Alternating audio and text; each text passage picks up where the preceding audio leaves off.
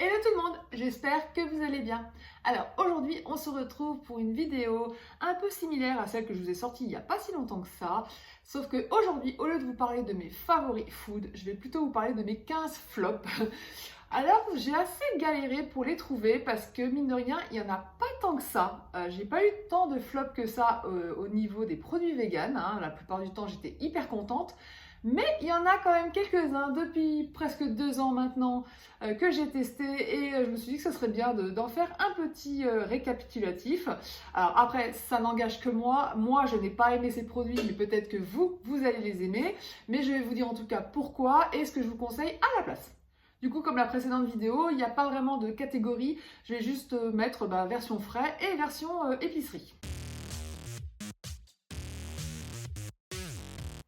Alors dans la catégorie frais, en numéro 1, je vous mettrai bien le sétan de la marque Soy. J'ai voulu le tester parce que je voulais manger un sétan du commerce et je me suis dit bah allez, je vais tester la marque Soy parce que j'adore cette marque, j'ai goûté pas mal de leurs produits. Mais oh my god, la déception totale, le sétan était immangeable, c'était caoutchouteux, pas de goût, j'ai même pas réussi à le manger. Mon mari a réussi, mais moi non. J'ai clairement jeté ce que j'avais dans mon assiette. Alors j'aime pas gaspiller, mais là clairement c'était pas possible. C'était vraiment pas bon. Enfin, moi, personnellement, j'ai pas aimé. Et je me dis que peut-être que ceux qui ont goûté du sétan comme ça, c'est pour ça qu'ils n'aiment pas ça à la base. Sauf que je vous garantis que le sétan maison et le sétan du commerce n'a absolument rien à voir. J'ai testé pour la première fois le sétan maison. Et c'est peut-être pour ça justement que du coup j'ai été hyper surprise par le côté commercial parce que franchement ça n'avait rien à voir, mais vraiment rien à voir. Franchement, si j'ai un conseil à vous donner, c'est de le faire maison. C'est hyper simple à faire, ça prend moins de 5 minutes. Le seul truc qui est long avec le sétan, c'est que ça prend 1 heure pour la cuisson. Mais sinon, voilà quoi. Et en plus, vous en faites une grosse quantité et vous en avez pour toute la semaine et au moins vous êtes tranquille. Mon préféré, c'est le sétan kebab de la Petite Okara et ça, en général, je le fais 1 fois par mois. En numéro 2, ce serait la Mayomi de Sojami. Alors, cette mayonnaise, clairement, ce n'est pas de la mayonnaise. Je vous le dis tout de suite, si vous pensez que vous allez retrouver le goût de la mayonnaise, vous faites fausse route. Elle est écœurante. Franchement, je l'ai détestée. On sent trop l'arrière-goût de soja. J'ai vraiment pas aimé du tout. En même temps, de la marque Sojami, malheureusement, il n'y a pas beaucoup de produits que j'ai appréciés chez eux. Peut-être qu'il y en a qu'il faudrait que je retente, mais genre les fromages à tartiner, ceux-là, je crois pas les avoir testés, je me souviens plus. À force de tester des trucs, il y a des moments où je me souviens plus. Mais vraiment, celle-là, non. Si vous voulez vraiment chercher une marque qui reproduit la mayonnaise, prenez tout sauf ça. Tout sauf ça. Parce que j'en ai testé plein, une dizaine, et elles ont toutes au moins le goût de mayonnaise, mais celle-là, clairement pas. Alors si vraiment je dois vous conseiller une marque de mayonnaise, en fait, comme je vous l'ai dit, j'en ai testé pas mal et en fait, je change à chaque fois. Ça dépend ce que je trouve en rayon, que ce soit au magasin bio ou autre. Donc du coup, je les apprécie toutes. Il y a juste que pendant un moment, en grande surface, on trouvait de la Le Sieur vegan. Et franchement, elle était très très bonne. Mais c'est vrai qu'en ce moment, je ne la trouve plus. Donc du coup, je suis revenue à la version du magasin bio. Mais voilà, n'hésitez pas. Franchement, elles sont nickel, à part la Sojami. En numéro 3, je vous dirais bien les salades de Pierre Martinet, donc les salades véganes bien sûr, pas veggie, puisqu'ils font toute une gamme bio, végétale, etc. Donc en général, là, ce sont les salades végétales, de leur gamme végétale. Je vous ai mis une photo voilà, pour l'exemple, mais je ne me souviens plus laquelle j'ai détesté. Je me souviens d'avoir goûté 2.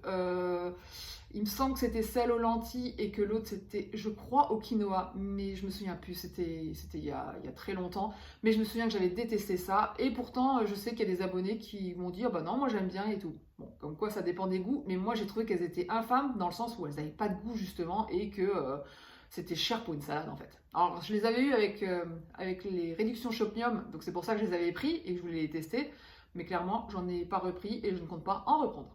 En numéro 4, les crèmes dessert au chocolat et à l'avoine de Saint-Hubert.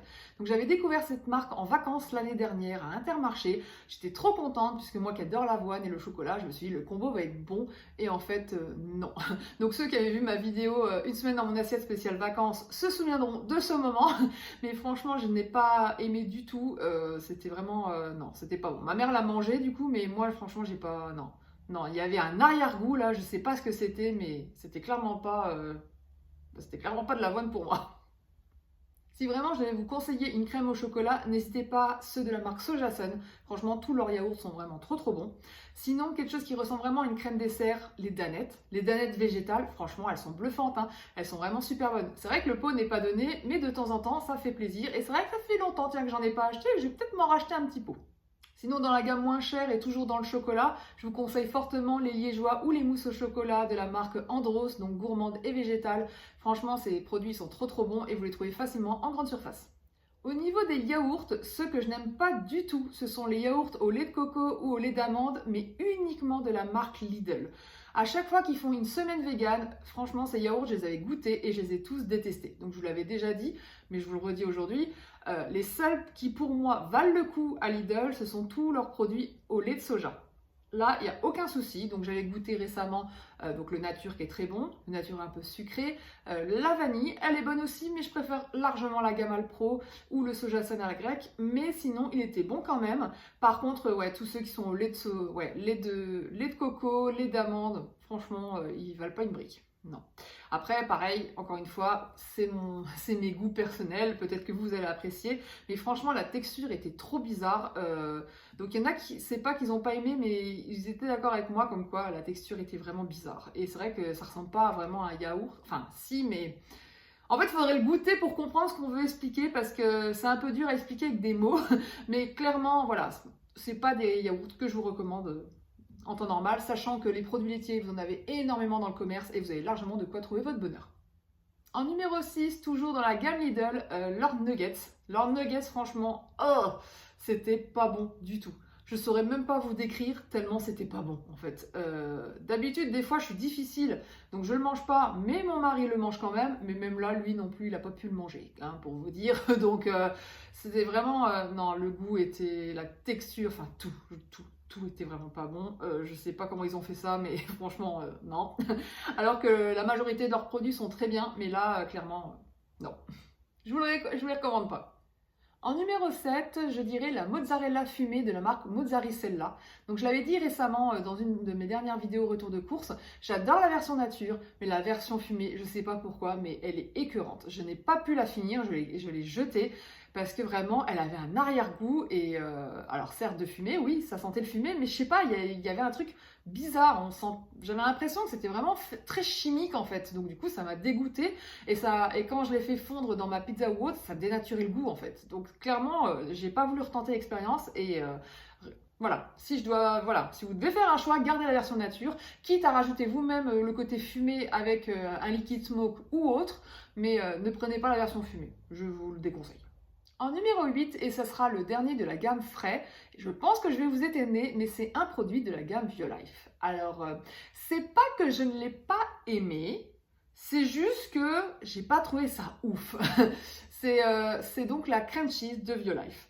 En fait, quand je l'ai vu pour la première fois, j'étais trop contente puisque après avoir testé moi-même la crème cheese maison, j'avais trop adoré ça. Mais c'est vrai que comme c'est un peu long à faire, c'est super simple, hein, mais il faut attendre une nuit minimum, voire une journée pour avoir une bonne crème cheese maison. Voilà, si tu as le pot à la maison tout prêt, c'est quand même, ça arrange tout le monde, quoi. Et quand j'ai goûté, non, ça sent pas, ça n'a rien à voir avec ma crème cheese. Même au niveau du filet, alors c'est la texture du Philadelphia. Mais au niveau du goût, je sais pas.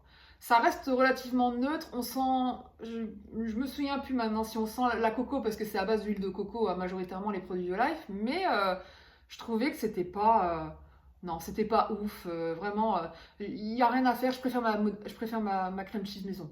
Il y a rien qui la détrône à l'heure actuelle. Alors comme je vous l'ai dit, c'est un peu long, mais c'est tellement facile à faire. Vous avez juste à prendre des yaourts de soja, vous égouttez et c'est tout. C'est tout.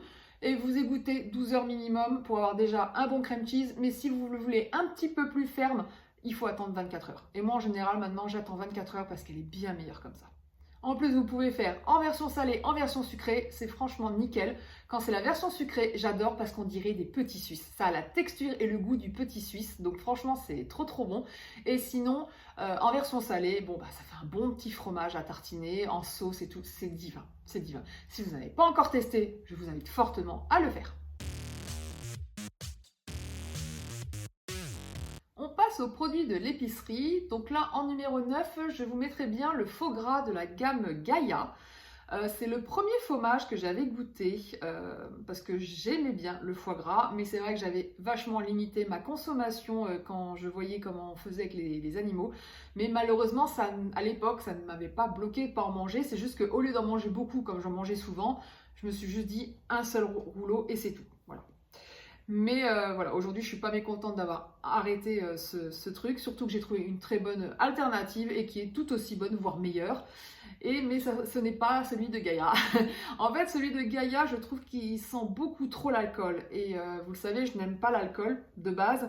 Et du coup, quand ça sent trop fort, moi, ça me... Voilà, ça, je le sens trop, donc je sens que ça va pas. Et j'en ai goûté pas mal d'autres du commerce, mais voilà, ils n'arrivaient pas à trouver grâce à mes yeux. Non, il y avait toujours soit un arrière-goût, soit trop d'alcool. Enfin voilà, c'était mal dosé, je trouvais. Le seul qui a vraiment trouvé grâce à mes yeux, mais bon, c'était limite, hein, dans le sens où j'ai réussi à le manger, mais pour moi, c'était quand même pas ouf non plus. C'était la bonne foi de Petit Vegan. Pour moi, c'est le seul qui vaille le coup, même s'il est beaucoup plus cher que les autres, forcément, parce que celui-là, il coûtait 12 euros, je crois, de mémoire, alors que celui de Gaïa, c'est 3-4 euros. Donc forcément, au niveau qualité-prix, bon... C'est sûr, c'est pas pour toutes les bourses. Après, je sais qu'il y en a qui adorent le Gaïa, qui adorent le Joy, qui adorent voilà, qui les adorent tous, mais moi personnellement, voilà, j'ai pas vraiment trouvé que ça avait le goût du foie gras. Mais bon, après c'est chacun, comme je vous dis, chacun ses goûts. Moi, ce que je fais et que je fais chaque année désormais, c'est le faux gras de la petite Okara. Sa recette est magique. Franchement, la première fois que je l'ai goûté, déjà, elle est hyper simple. Vous avez juste à mettre tout dans le blender et ensuite vous faites chauffer et dès que ça épicie, hop, vous mettez en pot et c'est fini. Et vous attendez 24 heures que ça refroidisse et que ça durcisse bien. C'est tout. Et ça dure facilement 15 jours dans le frigo. Franchement, sa recette est nickel. Et en plus, cette année, elle a sorti la version 2.0, donc où le foie gras, il est bien dur. Je vais vous montrer une photo justement de mon shooting que j'ai fait récemment. Donc là, il est bien dur, vous pouvez bien couper les tranches. Et comme elle a augmenté un petit peu l'alcool et les épices, alors bizarrement, je sens pas trop l'alcool, mais du coup, ça, voilà, avec ces épices en plus, c'était encore meilleur.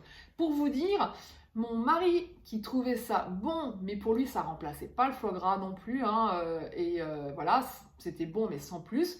Cette année, il a adoré. Et il a tellement adoré qu'il m'a demandé que j'en refasse à Noël prochain et qu'il mangera celui-là et pas le foie gras. Donc ça m'a fait trop plaisir.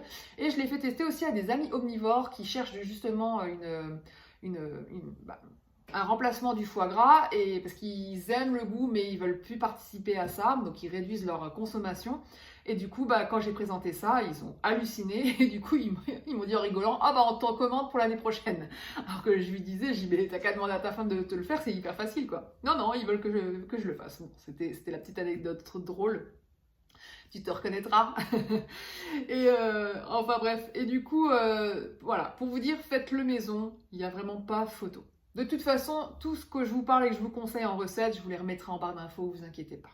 En numéro 10, je pense aux pâtes de légumineuses. Alors, je l'avais déjà dit il n'y a pas très longtemps, tout ce qui est pâtes de légumineuses, c'est infâme. Franchement, jusqu'à présent, enfin, à part une, mais je vais en parler après, toutes les marques quasiment sont pas bonnes, quoi. Je suis désolée, la texture est horrible, le goût est... Pour moi, c'est pas des pâtes. Clairement, c'est pas des pâtes. Donc c'est bien beau de mettre des protéines dans des pâtes, mais si ça se mange pas, je vois pas trop l'intérêt, quoi.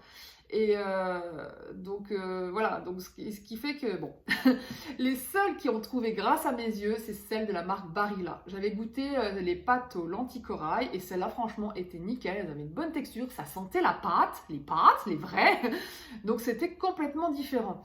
Et d'ailleurs, je sais qu'ils ont une version pois chiche que j'ai pas encore goûté, il faudra quand même que je teste, mais sinon, en dehors de ça, toutes les autres marques que j'ai testées, mais c'est une abomination. Non, enfin, vous me direz si vous en avez trouvé d'autres, mais franchement, moi j'ai non. En plus, j'en avais acheté quand même une paire chez Nose d'une autre marque que je voulais quand même tester parce que je voulais pas abandonner. Je me suis dit peut-être qu'il y a d'autres marques quand même où ça va être bon.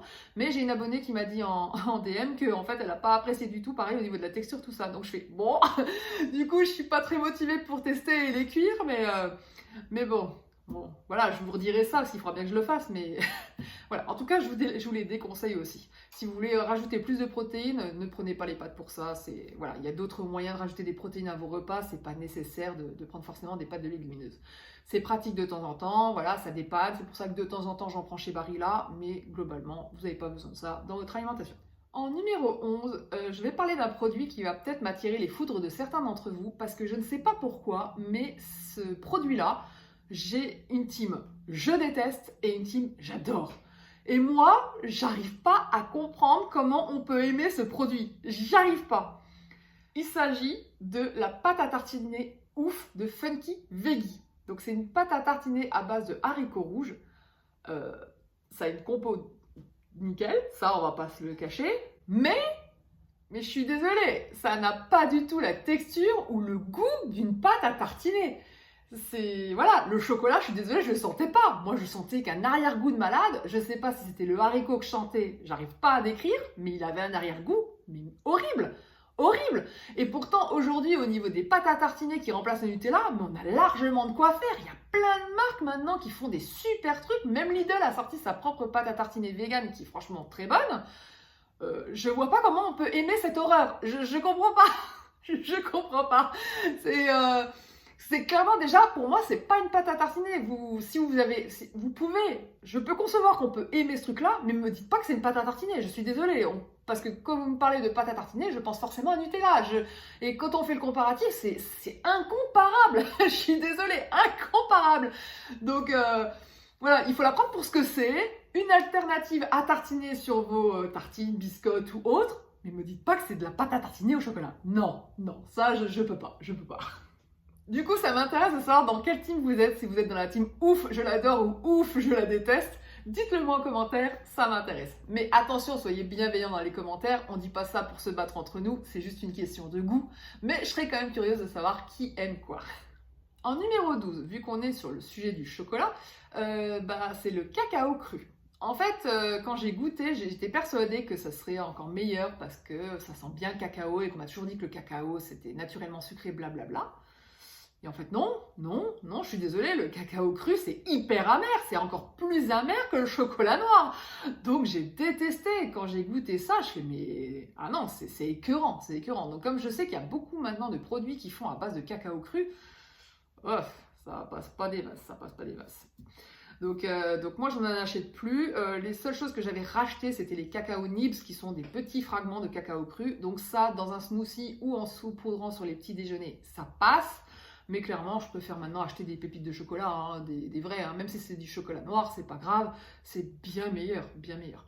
Parce que même le chocolat noir, que j'étais pas très fan avant, parce que c'était pas assez sucré à mon goût, je commence à m'y habituer et aujourd'hui, je commence à apprécier.